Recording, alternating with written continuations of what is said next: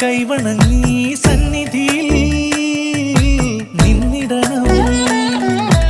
ഭരതനെ ലക്ഷ്മണനെ തൊഴുതു വന്നങ്ങകലെ പായമ്മൽ കാവിലും പോന്നിടണേ.